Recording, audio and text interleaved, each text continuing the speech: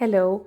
So today we are going to cook the hyacinth beans. Hyacinth beans are also like the French beans or the bush beans and the pole beans, and they grow similarly. We have them growing on bushes. We can grow them on vines depending on the space you have and the variety you like to eat.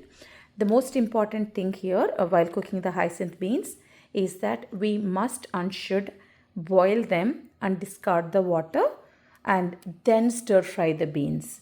And early in my childhood, that is how it was cooked by my parents and my grandparents. But when I started cooking, I was thinking that we are wasting the nutrition out of the beans by throwing the water that we got out of boiling the beans. And I always used to go ahead and make soup out of that boiled water.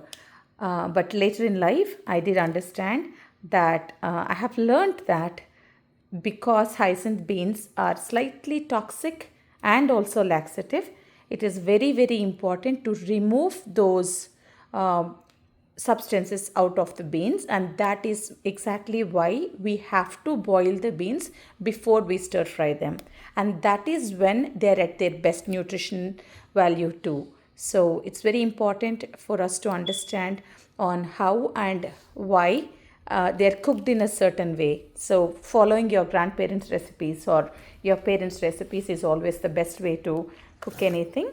But now coming to the actual cooking part, there we go. We are stringing the beans. We are removing the vines off on the beans on both the sides. It's just like finishing a circle. Like you see here, you string it out from that edge. It's okay. It's okay.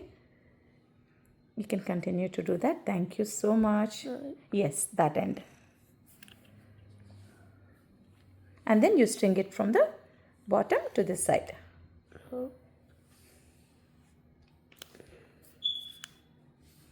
Yeah, you can put it in the basket. Do you want to try another bean? Yeah, I'll keep this one aside because it's not really stringing. That's completely okay. Can we show how to string the beans? You can use this. This goes all the way back. String. Pinch the bottom and bring it down. Perfect. That's how we string the beans. So we are going to go ahead and finish stringing these beans, and then I have my water getting boiled. I'm going to add a pinch of salt, bring those beans in and put it in here. So there we go. We are adding the beans into the water just like that. It's boiling water, and I'm also going to add some salt. So there we go. I'm adding a little bit of salt, and it'll just take like a minute or so for these beans to turn the color. Yes? What happens if you don't string the beans? So if you don't string the beans, when you eat them, you'll get all those strings into your mouth, and it's not very pleasant to eat. Oh. Now that we added everything, I'm just going to let it cover it up and let it sit there for a minute or so, and then we'll go ahead on how to stir fry the beans. Ma, Yes. can we throw the trash into the compost? Sure, of course. Thank you. Now that it has been about 2 to 3 minutes, I just turned off the flame and going to drain the water, and I'm going to use the beans. And here on the stove, I'm going to turn the flame to about medium heat, heat up my oil, and then do the tempering. Now that the oil is heated up, we're adding some mustard seeds, some cumin, lots of garlic,